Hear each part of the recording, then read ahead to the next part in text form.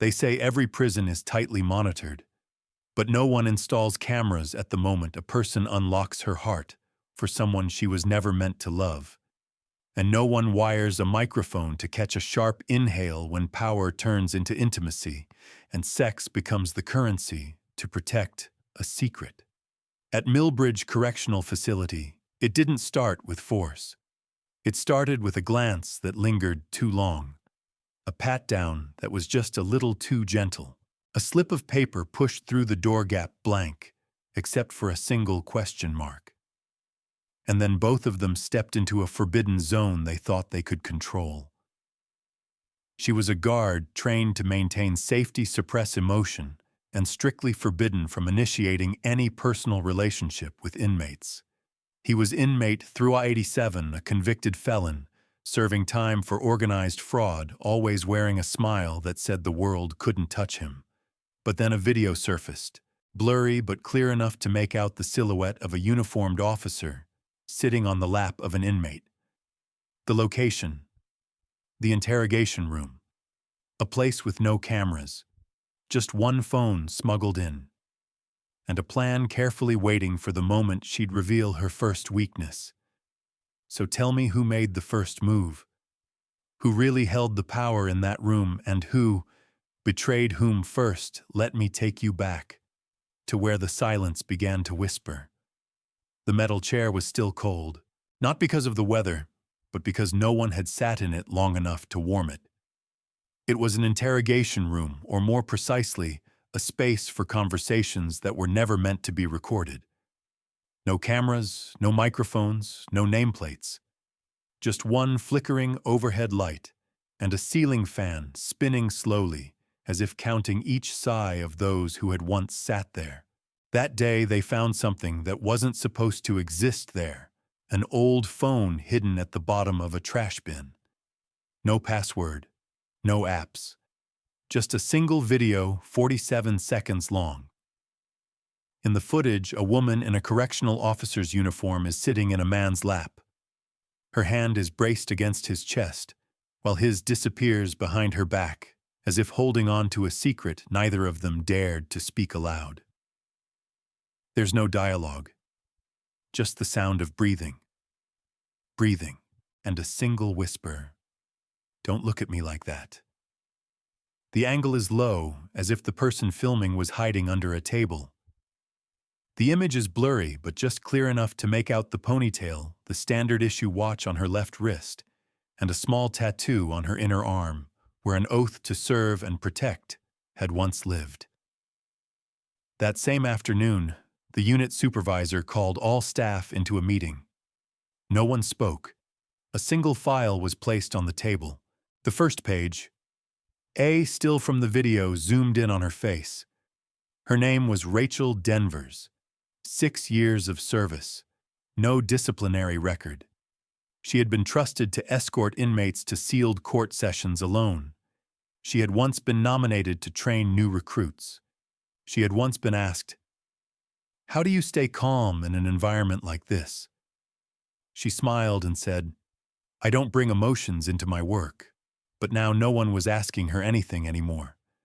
She was suspended, then arrested. The charge: misconduct in public office. And the man involved, his name was Isaiah Cruz, inmate 387, serving an 8-year sentence for high-level financial fraud. A man previously placed under special management status due to his ability to emotionally manipulate others. When interrogated, he didn't deny anything. He simply said, "She had the keys. I just walked through the door." An investigation began, not just to determine whether Rachel had engaged in a sexual relationship with an inmate, but to understand how someone once seen as exemplary lost everything over 47 seconds in a room with no cameras. And deeper still, who placed the phone there, who filmed it, and most of all, why wasn't the video deleted?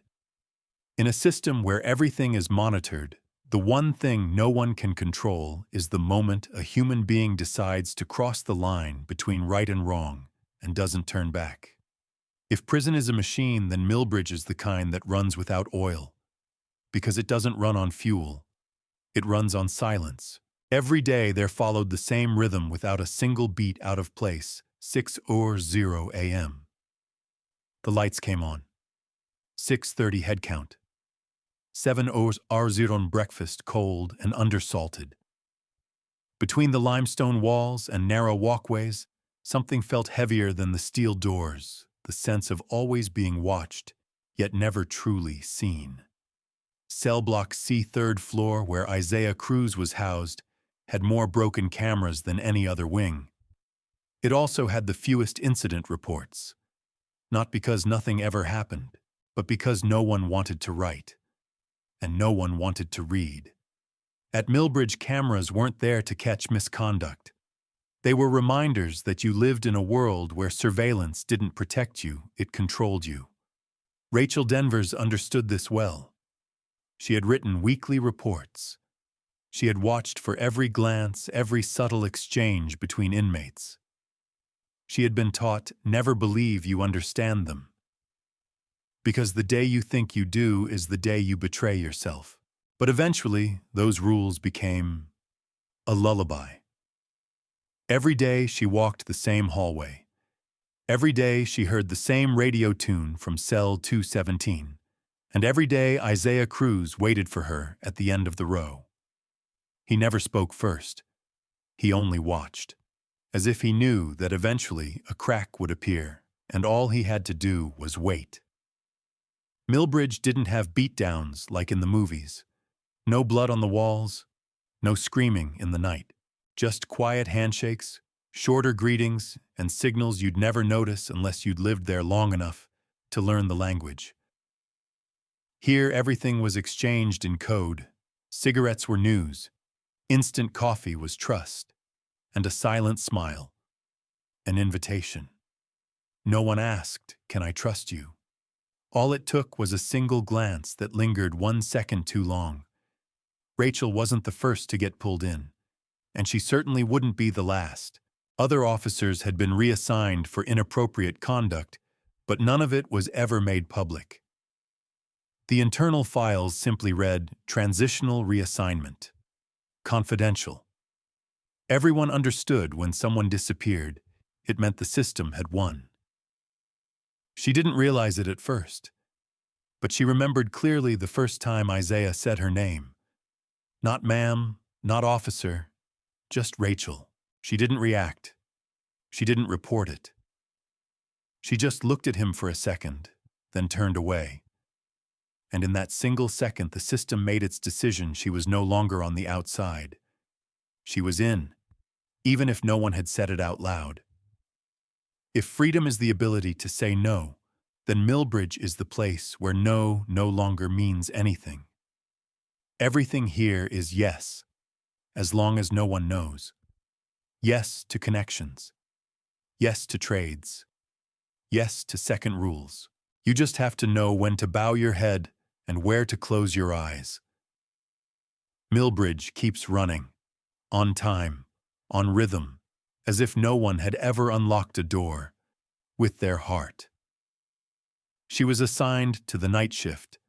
No warning, just an email from internal monitoring, blunt and without pleasantries. Effective this Thursday, you'll be covering Unit C night shift. Rachel didn't ask questions, not because she had none, but because at Millbridge those who asked too many rarely lasted long enough to hear the answers. The night shift was quieter, fewer people, fewer sounds, and more importantly, fewer witnesses. Isaiah was still in cell 317, still waiting at the edge of his bed as she passed. But this time his eyes didn't stop at her face. They stopped at her hand. "New watch?" he asked, his voice low, like whispering something forbidden. She hesitated. Just for a beat. And sometimes a beat is all it takes to open a crack. "Just standard issue," she replied, without turning her head. But in the dim hallway, light reflected off the glass of her watch was his tilted smile, the one she would start seeing in her dreams night after night. On another night, while checking the cells, she noticed door 317 slightly ajar. just a crack enough to reveal an open book on the bed, The Art of Persuasion. No one inside. "Cruz," she called out softly. A small sound. Then Isaiah stepped out from behind the bathroom door, shirt unbuttoned at the top, water trailing from his neck as he wiped it with a towel. "Sorry," he said. "Didn't think you were doing rounds this early." She looked at him. Then the book. Then her watch. 13 minutes left until shift change. "Next time, close the door properly," she said. "Do you want me to close it?" he asked. "Or do you want someone else to see first?" The question was so soft, she almost thought she imagined it. Rachel walked away, but all the way down the long hallway back to the office, her heart beat faster than usual. She didn't know why. Nothing was clearly wrong. But nothing felt fully right anymore either. The next evening, she found an herbal tea sachet in her desk drawer. No brand, no note, just a scent. Familiar, like the kind her late sister used to brew before bed. No one knew that. Except maybe once weeks ago, when she'd mentioned it in passing while watching over the reading room where Isaiah had been sitting writing. She picked up the tea, slipped it into the drawer, and said nothing to anyone. But that night she made it, and like a habit quietly forming in the dark, everything started to move faster. A cell check that lasted longer than it should have. A pause that lingered too close when closing a door. A conversation that spilled past the shift change. And then a touch. Unintentional. Unspoken. Just a moment when she handed him back a book he'd left behind, and her fingers brushed against his. But neither of them pulled away. Neither of them spoke. Only silence long enough to hear the distant footsteps of another officer, startling them both, making them turn away and sink, leaving the moment behind, as if it had never happened. But it had. And from that point on, nothing ever truly went back to normal. Millbridge doesn't need violence to take someone. It just needs time and enough blind spots. Places where people begin to believe they're in control, when in truth, they're only being quietly guided by the very things they most long to hide. That day, cell 320 was sealed shut. No warning. No transfer order. No medical report. The inmate inside, Frankie Malone, was a quiet black market dealer respected by nearly every prisoner on the block. Rachel had seen Frankie once standing next to Isaiah during an outdoor work detail. They didn't speak. But the look they exchanged wasn't that of fellow inmates. It was the look of two men guarding the same secret. Then Frankie disappeared. No updates. Just a rumor, thin as fog, he got thrown in isolation. For holding something he shouldn't have. No one said what that something was. But Rachel began to notice small shifts. A new inmate was placed in cell 320, Dean Alvarez, young, silent, with the habit of scribbling in a notebook every night. One evening, Rachel checked the duty log and saw that cell 317 had been flagged with an A-red code, meaning no direct contact unless under special circumstances. She had never seen such a restriction applied to Isaiah before. But there was no signature. No one claimed responsibility. Another officer, Jared, the one who used to share night shifts with her, was reassigned to Block B emergency rotation, they told her. But Rachel remembered clearly Jared was the one who had warned her watch Cruz's eyes the morning after that first brush of hands. The pieces weren't hypothetical anymore. They were being placed, but not by her. For the first time in her career, Rachel started arriving 30 minutes early, just to review the third-floor hallway footage on her own. No one had asked her to, but she needed to know who was watching her and when. On a stormy night, with the hallway lights flickering like fractured reflections on wet tile, Rachel was summoned to the records office. A file had been misplaced in a drawer meant for medical administration. She opened it, The first page, a list of Isaiah Cruz's private movement logs, each one marked as psychological therapy sessions, each one an official reason to take him out of his cell alone. There was a short video clip not stored in the main system. It showed Rachel speaking with Isaiah in the private counseling room. No audio. But their eyes, their distance, the way her hand rested on the table just inches from his said more than words could. She had never watched it, didn't even remember the camera being active that day. But someone had turned it on. Someone had kept the footage not to report it, but to hold it as leverage. When Rachel closed the folder, the overhead light flickered, a slow blink, then steadied. On the table lay a small slip of paper, not part of any file. It read in a single line, "You're already in. Just don't pretend you're not." She clenched the paper in her hand. Didn't file a report. Didn't ask who had left it. Just slipped it into her pocket and walked straight to cell 317. Isaiah looked up at her. She said nothing. Just stood there for a moment, then tapped on the bars 3 times. She said, "You once said I was the one who opened the door." He didn't reply, just smiled. And for the first time, she didn't look away. From that night on, Rachel was no longer the one watching the hallway. She was the one the unseen eyes were watching, measuring how far she would go. And when you're being watched, not to catch mistakes, but to document the fall, you know the game has already begun. Rachel began to dream. Not vivid nightmares, just fragments, a door creaking open, a pair of eyes peering through the dark, a hand holding a pair of handcuffs, but fastening them around her own wrists. She jolted awake at 2:17 a.m., no alarm, no sound, just her body unable to stay still any longer. In the days that followed, she grew afraid of silence.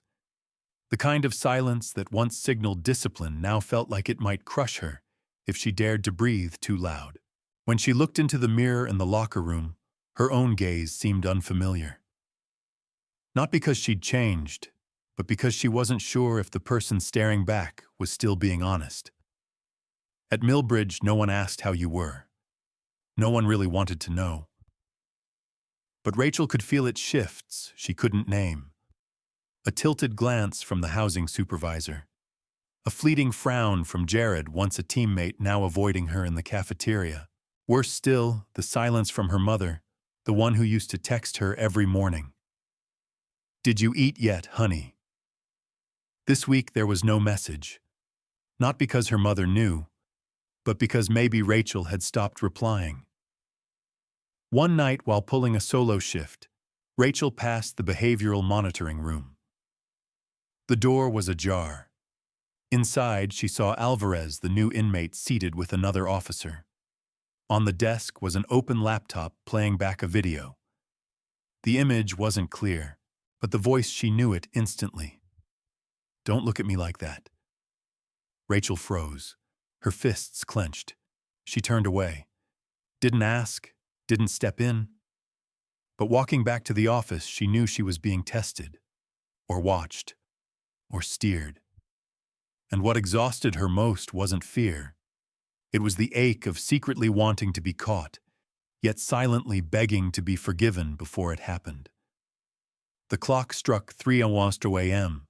She opened her desk drawer, took out the herbal tea, poured hot water, let the scent fill the room like a lullaby for a mind unraveling. But this time, there was a small line written along the paper's edge. "Hard to sleep when you're holding secrets, isn't it?" She dropped the cup, not from shock, but because it was true. Rachel couldn't sleep, and no one knew. Or worse, someone did, and they were savoring her slow unraveling as part of a plan already in motion. Her relationship with Cruz was no longer something she could simply cut away. It had attached itself to the rhythm of her pulse every time he looked at her, a beat too long, every time she found something in his cell that shouldn't be there, a fountain pen, a notebook, a small pack of chocolate. She didn't know if she was protecting him or protecting something inside herself. But she knew that if this ever came to light, no one would believe she was the one manipulated. People would only see a female officer with authority with training, and they would say, "She chose this." Millbridge never had to scream to break someone.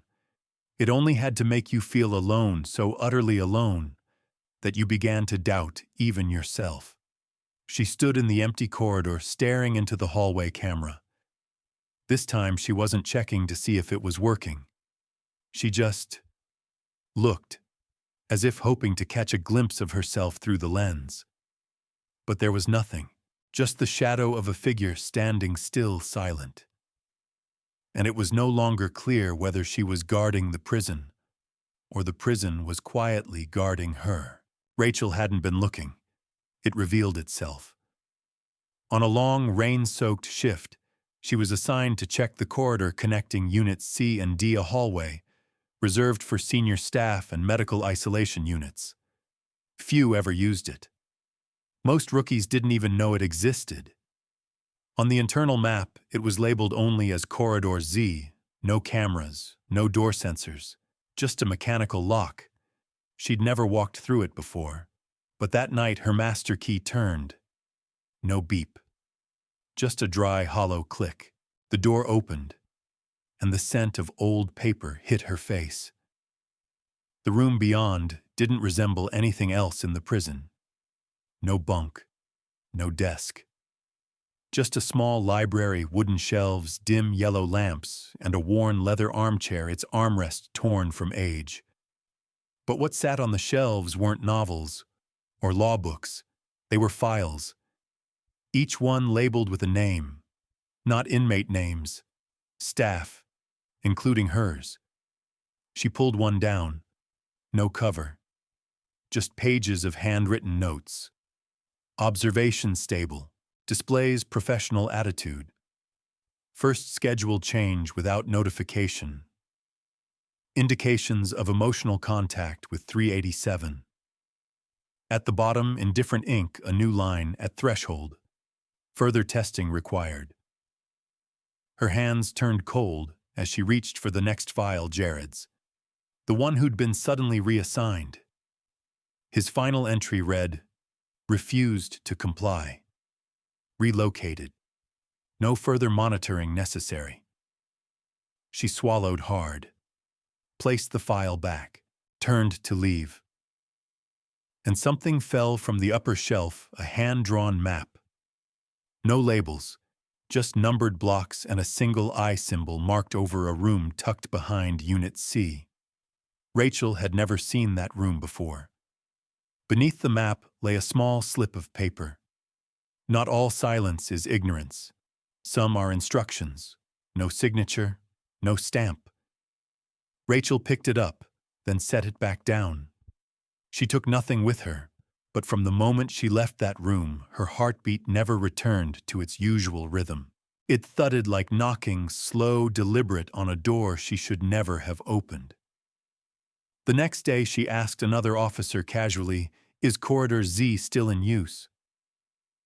The man looked at her as if she'd uttered something forbidden. "Corridor what?" he asked.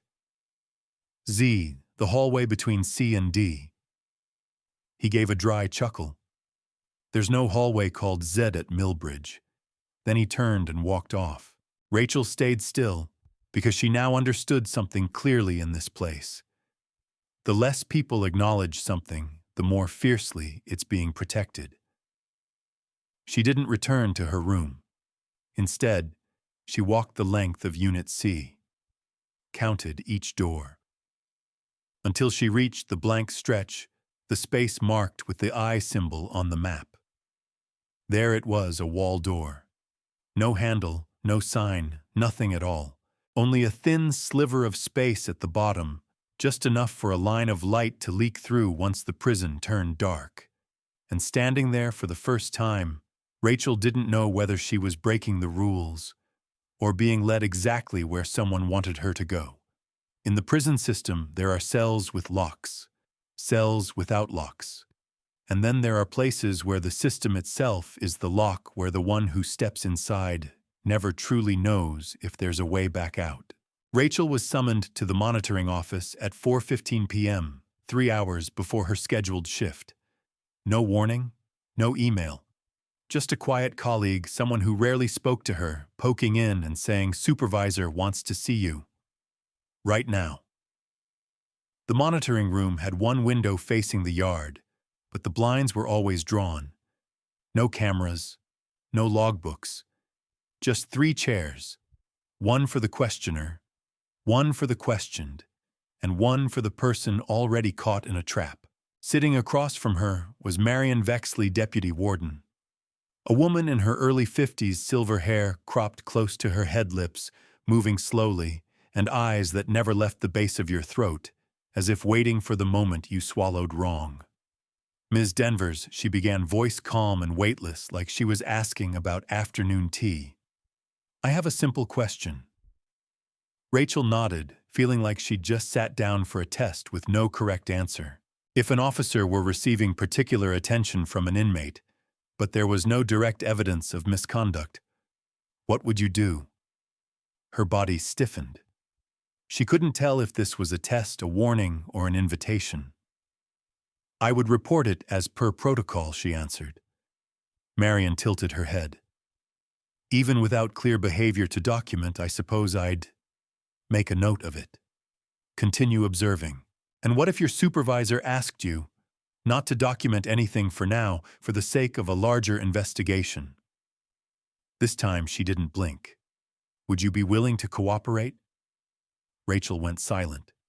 1 second, then 2, then 3. She understood. This wasn't a question. It was a signal. The so-called larger investigation, if it even existed, wasn't about protecting justice. It was about controlling the person holding the pen. And if she agreed, she would no longer be a watcher. She would become part of the curtain being drawn over the system. Marion smiled like she'd already read the answer in Rachel's eyes. "You've got 2 unused leave days this month, don't you? I suggest you take them. Do some thinking about your place in all this." Rachel nodded, asked nothing. As she exited the room, she saw Isaiah standing in the yard not far from the window. He wasn't looking in, but he stood exactly where, if someone pulled back the curtain, his silhouette would be the first thing they saw. Rachel walked past without a word, but in her mind, a whisper echoed, "If you don't choose, someone will choose for you." That night in the locker room, she discovered her backpack had been opened. Nothing was missing, but something had been added, a small folded note written in red ink. "We know you haven't reported the second video." Rachel froze. She had thought there was only one video. So now, who was really watching whom? She sat down and unlocked her phone. A message from an unknown number blinked on the screen. "If you still want to protect him, now is the time to prove it." No name, no greeting. Just an ultimatum, cold and precise, like a system prompt from an emotionless machine. Rachel understood if she stayed silent she would survive, but as a part of the very filth she had once despised. If she spoke up, she would lose her job, be exposed, and maybe lose everything she'd compromised to protect, including Isaiah. And if she made the wrong move, maybe this so-called second video wouldn't just be a rumor anymore. In the prison system, there are 3 kinds of people. Those who shut their eyes, those who open them, and those forced to see. Rachel was no longer blind. The question now was, which side would she choose before someone else made the choice for her? She returned after her 2 suggested days off. No one asked why. No one looked surprised when she walked into the coordination office wearing the neutral expression of someone who'd never been touched by suspicion. On her desk lay an envelope. No sender, no message. Just a transfer slip assigned to rotating surveillance, Special Contact Management Unit. Rachel sat down, her fingers brushing the envelope's edge. It was sharp like a razor blade. This was the special duty Marion had hinted at. She was now responsible for monitoring therapeutic interactions between inmates and contracted psychologists. It sounded harmless, but everyone knew unrecorded conversations at Millbridge were never really about mental health. They were performances where the roles, the scripts, and the audience behind the one-way mirror were pre-selected. On her first assignment, Rachel entered room 6. She sat alone behind the reflective glass. On the other side, Isaiah Cruz dressed in civilian prison clothes, no cuffs, no escort. Across from him sat a man with rimless glasses, Dr. Fenley, a contract psychologist, whose name never appeared on the public staffing log. Rachel put on her headphones. No sound came through, just images, eye contact, subtle gestures, a glance that lingered too long. It felt like a play meant only for those who understood subtext. She didn't know whether she was there to gather intel or shield him. She only knew that after the session, she was summoned back to Marion's office. "He trusts you," Marion said, pouring tea without looking up. "And we believe you might be able to get him to open up." Rachel said nothing. Marion placed the teacup down.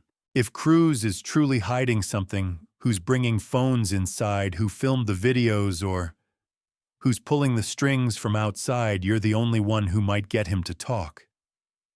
The words "get him to talk" sounded from Marion's lips like the snap of a wire just before detonation. She wasn't asked to be a spy. There was no contract to sign. But everyone understood from now on Rachel was no longer a guard. She was the soft hand of the system inserted as part of the solution or bait. That night, Isaiah was brought to the reading room. Alone.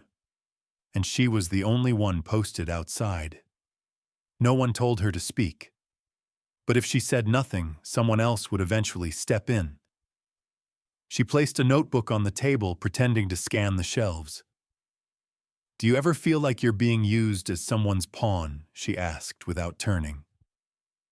Isaiah chuckled softly. "Only when I start thinking I'm the king." She turned toward him. "They want me to make you talk. And do you want me to?" She didn't respond, then nodded, not for him, but for herself. Because if she didn't, she no longer knew what side she was even on. Isaiah stepped closer, not close enough to breach protocol, but close enough to hear her breathing. "Then let me tell you something," he whispered. "In here, the ones who say nothing are the ones with real power." From that night on, Rachel was considered inside. She was granted access to the third-floor surveillance archive.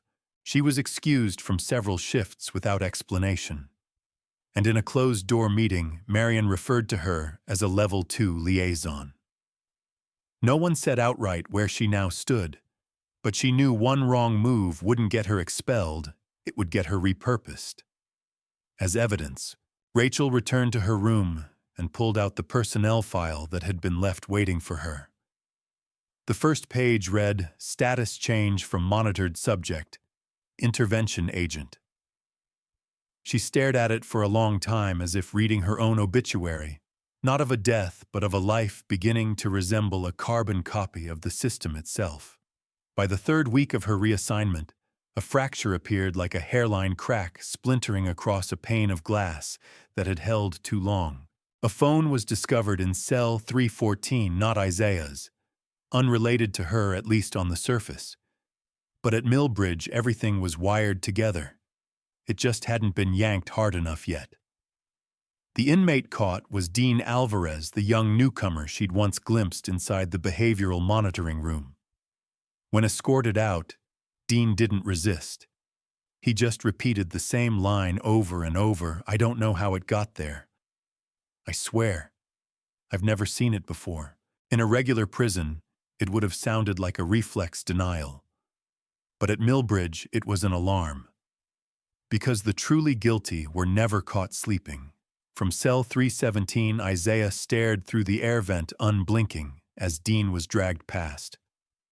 Rachel saw that stare, and it chilled her to the bone. She went to the surveillance room and pulled the camera logs for Unit C from the previous night.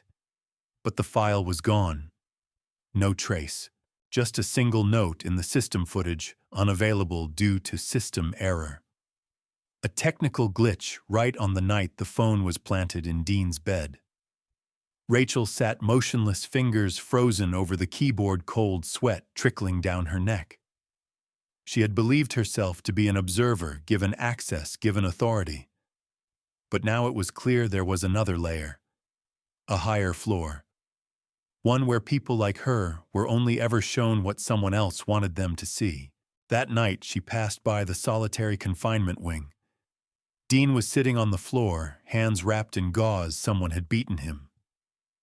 He looked up through the small slot in the door. His eyes were swollen but not angry. Just tired. "You know I didn't do it right?" he asked. Rachel stood still. 1 second, then turned away. She didn't answer, not because she didn't know, but because in this system even her affirmation meant nothing. The next day, Isaiah was temporarily reassigned to the outdoor labor unit. No explanation was given. No infraction was recorded. But Rachel understood someone was stripping away his protections layer by layer, like peeling a fruit without tearing the skin.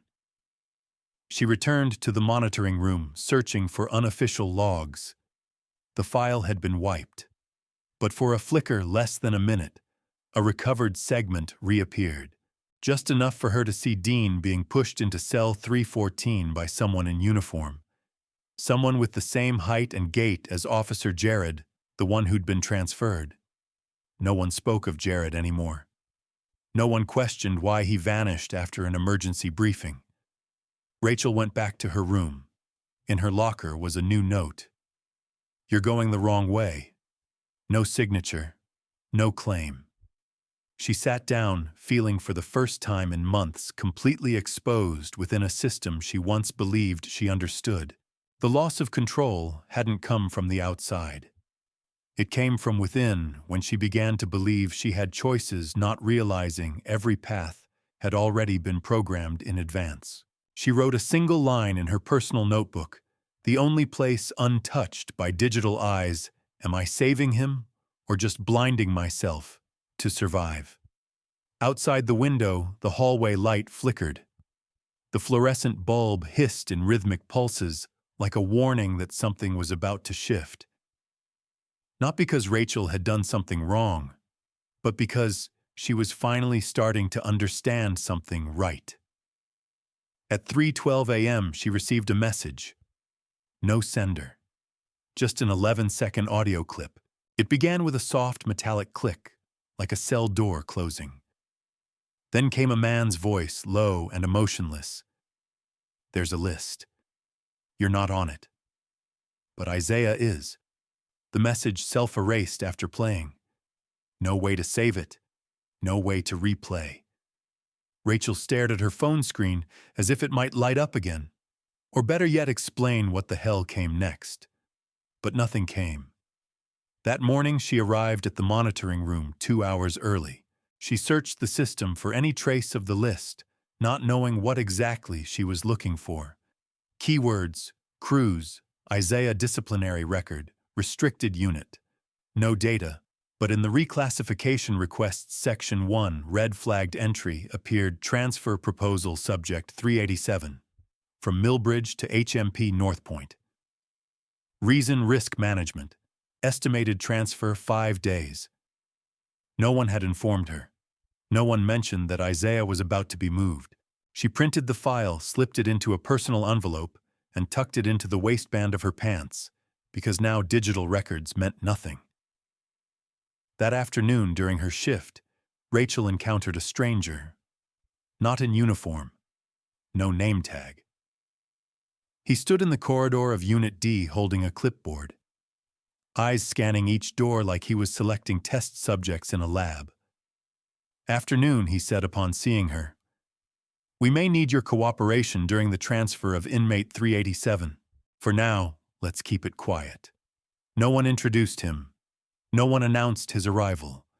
But Rachel knew men like that only appear when decisions have already been made, when no one else is allowed to stop them.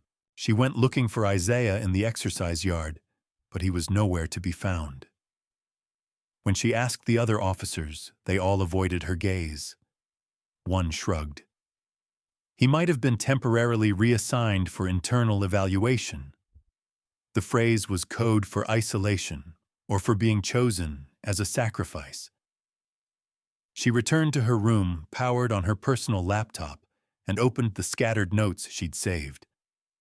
Piece by piece, the fragments formed a pattern. Jared vanished after challenging Isaiah. Dean was framed the moment he began orbiting too close to him. Isaiah was now being quietly moved without official notice. And she, Rachel, had been assigned the role of support staff. She saw it clearly now. She wasn't in the middle anymore. She was being pushed out either into silence or betrayal. That evening, when she checked her locker, she found an envelope. Inside was a crumpled sheet of paper with a single handwritten line. "If you want to save him, don't let them take him." No signature, no instructions. Just one sentence, half warning, half call to action. But the real question was, how do you save someone inside a system that doesn't tell you who you're fighting? In the shadows of Corridor C, Rachel stood still, her back against the wall, eyes fixed on the row of cameras, dead eyes that never blinked. For the first time in her life, she felt real fear, not of being caught, but of knowing too much to ever go back to pretending she didn't. And the most terrifying part, she still didn't know who had sent her that recording. Rachel hadn't slept in 3 nights. She didn't keep a journal, didn't take notes, didn't save anything to her computer. Because what she was about to do, if discovered, couldn't be undone. She had no lawyer, no witnesses, only one chance to leak what the system had buried, but couldn't afford to confront directly. It started like any ordinary night shift. She walked the length of Corridor C, pretending to check cell doors. When she reached central monitoring, she used her secondary clearance card, the one issued only to Level 2 liaisons, to unlock system access. The activation window lasted just 7 minutes. In those 7 minutes, she reopened the reclassification requests, found the transfer order for Isaiah Cruz, downloaded it. Not onto a prison-issued device, but onto a USB drive disguised as a car key. That USB already held another file titled innocuously, Request for Prison Reform, Draft, Docs. But inside was something else entirely, a compiled archive of handwritten notes from the secret Corridor Z library, internal chat logs between senior administrators, and buried reports tied to the disappearances of 3 previous inmates, all of whom had been in contact with Cruz. Rachel didn't know who had placed that file in the drive. She only knew this, whoever it was, knew she would find it, and chose the timing with absolute precision. She sent the email, not through the prison's network, but from a leaking Wi-Fi signal in the storage facility, a spot where staff occasionally sneaked online to check social media. The email was addressed to an anonymous tip account, known for exposing the Southbourne prison scandal 3 years prior. Subject line: "Nothing is private at Millbridge, except the truth." Attached was a 22-second video, grainy footage of Dean being beaten, recorded by a camera officially listed as malfunctioning. No faces were clearly visible, only the sound of wood striking bone, and a man's voice: "We warned you." She signed nothing, left no trace. But from the moment she hit send, Rachel knew the game was no longer confined to locked rooms. Inside Millbridge, Isaiah had been transferred to the psychological treatment unit, officially for behavioral evaluation. No one called it isolation. But Rachel understood at Millbridge, evaluation was often a delay tactic, before someone was made to disappear. She found a way to get a note to him, not through cameras, not through official channels, but through Lisa, a temporary medical aide whose brother had died mysteriously in another facility, without warning, without explanation. Rachel handed Lisa a pack of cigarettes not for smoking. At the very bottom, clipped tightly, was a small piece of paper that read, "Don't speak, don't write. But if you still trust me, nod 3 times when the hallway light blinks red." 3 days later, the red light blinked 3 times. Isaiah nodded. He didn't smile. He didn't speak. Just nodded like someone who had lived too long in darkness to still believe in dreams. But tonight, that small flicker of light had returned. Rachel sat in the staff break room, holding a cup of herbal tea, no longer something to lull her to sleep, but a ritual to remind her that even unseen her actions were shifting a system buried beneath layers of stone. At Millbridge, resistance didn't come in the form of screams. It came through gestures no one thought would matter. An email, a voice recording, a scrap of paper. And one person, just one, who refused to keep the door shut for silence any longer. 3 days after the video was sent out, the first post appeared on an encrypted forum. The title was simple: "Millbridge, where broken bones speak louder than protocol." No one publicly shared it. No one spoke its name. But the system felt it. Like a predator catching the scent of blood, it reacted by doing nothing. No arrests, no investigation. Just a slow, deliberate tightening through absence. Lisa, the temporary medical aide, was informed her contract had ended. No explanation, no goodbye. Just an automated message. "Thank you for your service. We will reach out if your role is needed again." When Rachel went to the infirmary to ask the woman who replaced Lisa, a young nurse Rachel had never seen on any shift before, met her with a blank, practiced stare. On the desk where Lisa once sat, a cup of water was still warm, but nothing else remained to prove she'd ever been there. For Rachel, everything shifted without warning. Her shift assignments changed. No more duty in Unit C. No more access to the monitoring room. No more data clearance. Reason given: routine personnel restructuring. She didn't protest, filed no complaints. But every time she opened her locker, something was off. A notebook slightly misplaced. A shirt button sewn differently. A new roll of toilet paper, though she hadn't used the last. Someone was leaving her messages, not in words, in control. And they didn't need to move fast, only to move with certainty. That night she returned to her room and opened her phone. A single anonymous message waited last time. She didn't know if it was a warning or a conclusion. Isaiah had disappeared too. His name no longer appeared on the daily inmate roster. No one answered when she asked. Only an aging guard muttered under his breath. Some get transferred without paperwork. They call it covert relocation. Sounds more like room cleaning to me. Rachel sat in the break room, staring at the ceiling, as if the electrical wiring might leak a signal to let her know whether he was still alive. No confirmation came. But this silence this time was its own cruel confirmation. She went down to Corridor Z. The door was locked. The combination changed. No one gave her a reason. The files, everything she'd once seen, were now said to be housed on an encrypted drive held by internal operations, a division no one on staff knew by name.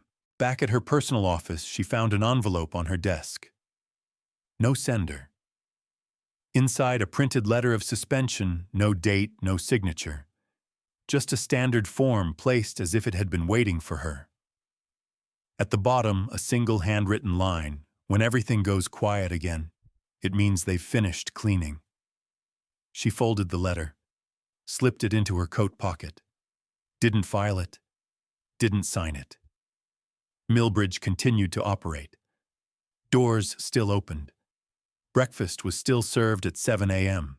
Lights still flickered on schedule. But in Rachel's eyes, the prison was no longer a workplace. It had become a self-regulating machine designed to purge anything foreign, any stray reaction, any noise that risked upsetting its artificial balance. And she, though not yet fired, not yet arrested, had become someone no one spoke to, no one looked at, no one touched. A ghost embedded in the system. Awake, aware, but no longer part of anything at all. In her hand, she still held the USB, the one she had used to send out the first leak. She hadn't erased it. Not out of fear she might forget, but because she wanted to remember. That there had been a moment when she tried to do the right thing, and that moment had unraveled everything around her. On a Saturday afternoon, rain fell and the prison hallways felt colder than usual. Rachel no longer had a shift, but she came anyway. She moved like a shadow. No one asked. No one greeted her. The silence surrounding her was no longer a punishment. It had become a second skin, something she wore in order to keep surviving. She stopped by the archive room. Not to find anything specific, just to look at the rows of labeled files, who remained, who vanished, who was transferred, who was erased, as if they'd never existed. On the bottom shelf, a file stuck out slightly. The name on the front, F. Malone, Frankie. An old name.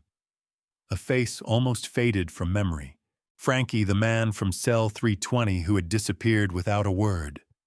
The first person who made Rachel sense that something was broken beneath Millbridge's seamless rhythm. She opened the file. The first page was routine name, intake, date, conviction. The second held a handwritten note, unsigned, do not place in general population. Silent monitoring, internal contact. No interrogation permitted. Below that, stamped in red, level C, covert transfer, non-disclosed.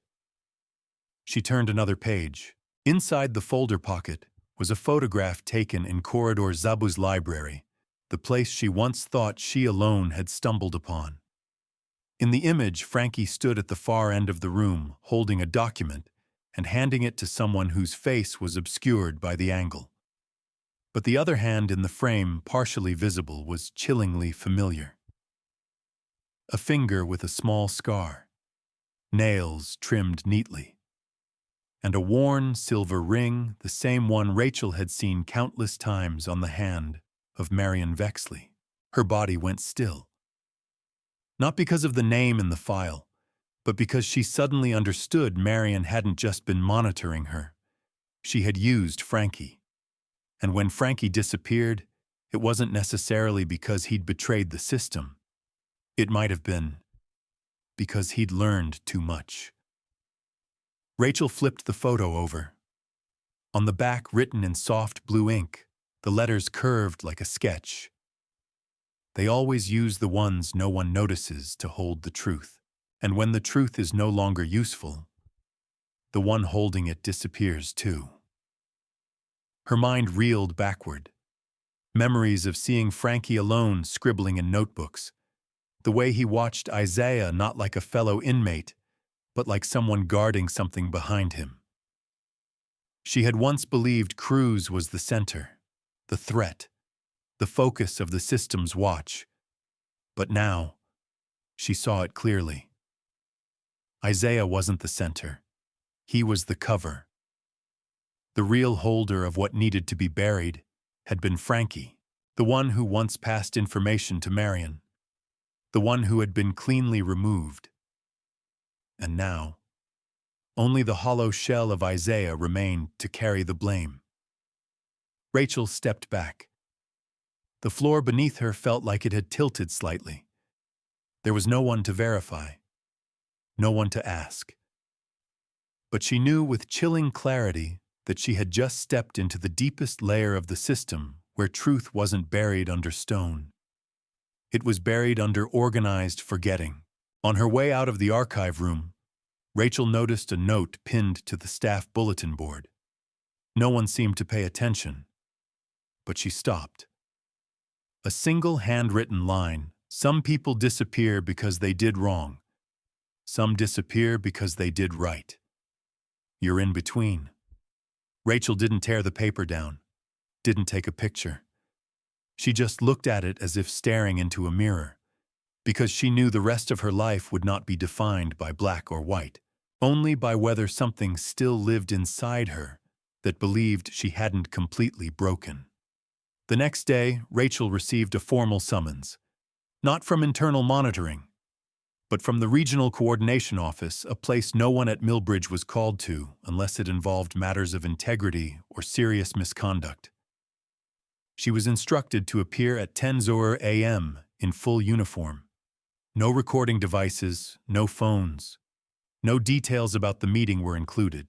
Just a phrase, internal information verification. On her way to the hearing room, Rachel passed the glass corridor overlooking the yard. Isaiah wasn't there. Just empty benches, a bare maple tree stripped of leaves, a silence so perfect it felt as though no one had ever existed there. She entered the room. 3 people were waiting. No names, no introductions, no questions of how she was. One of them spoke. Ms.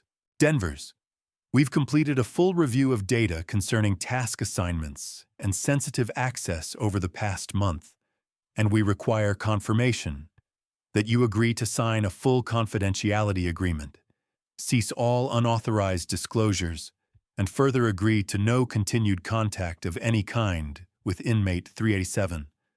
Rachel didn't answer right away. She looked at the paper in front of her, a standard non-disclosure form. But it read like a declaration: I choose to stand still. The man on the left slid the pen toward her. We're not looking for traitors. We're looking for people who know where they stand. A sentence that sounded like an invitation, but felt exactly like the lining of a trap. She looked at the pen. One signature, and she would keep her job. No dismissal. No more surveillance. No more unannounced visits from shadowed figures without name tags. All she had to do was sign and forget. Forget Isaiah. Forget Corridor Z. Forget Lisa. Forget Frankie. Forget the version of herself that once believed in doing what was right. She raised her head and looked directly at the man in the center. The real question is, what happens if I don't sign? She asked, her voice steady. The man smiled faintly. Then you're free to leave, but you won't be allowed to come back. Rachel nodded, then pushed the agreement away. I don't need to come back. Because there are places once you step out, going back only means you no longer recognize who you are.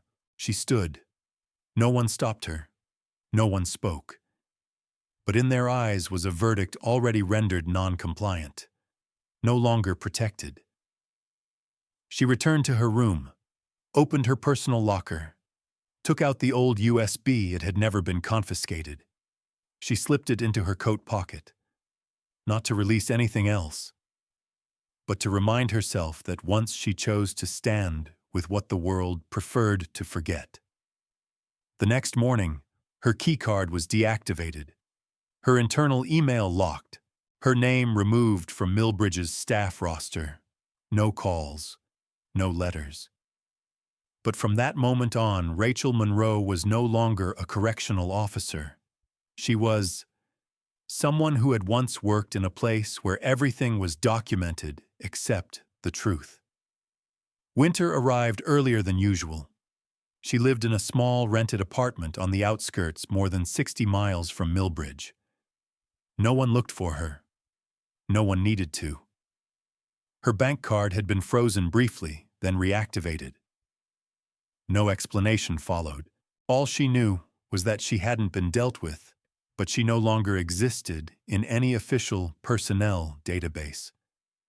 Every morning, she still made tea. The same herbal kind, not for the taste, but because the scent reminded her, once you know too much, you can't go back to being someone who doesn't.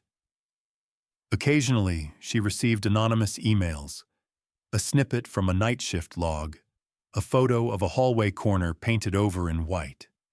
A grainy audio file, just the sound of rain hitting a metal roof. No names. But she knew.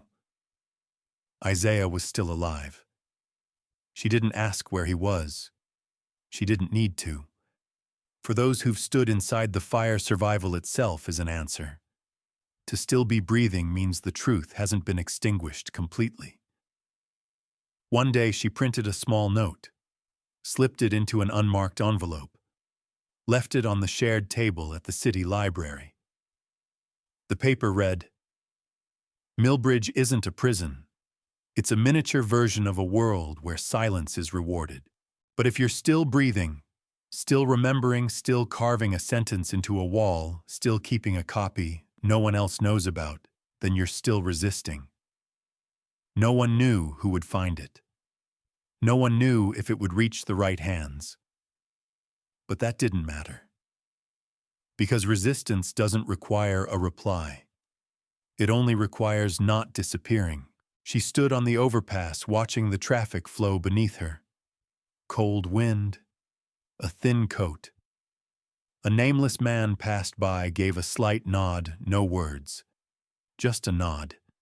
But it was enough to remind her that somewhere someone still remembered that she had once refused to stay silent. No statues would ever be raised for someone like her. No articles would mention her name. No video would go viral. Only a memory quietly surviving in the hearts of a few who still carried an unmodified conscience. One day, they too might vanish. But when that happens, this story will still remain. Not to be retold, but so that someone somewhere might read it and know that a woman once dared not to bow. She didn't scream. She didn't run. But the silence she carried echoed louder than any alarm ever could. You won't find Rachel Monroe's name in any public record, just as no morning headline will ever mention Millbridge. What happened there was cleaned away. Not with brooms, but with the silent consensus of people paid to forget. The terrifying thing isn't what they hide. It's how they make you believe.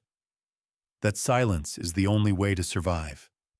And by the time you realize you're still alive, not because you were right, but because you were quiet enough not to be removed, then you'll understand why people like Rachel don't need to be celebrated. They just need not to be erased.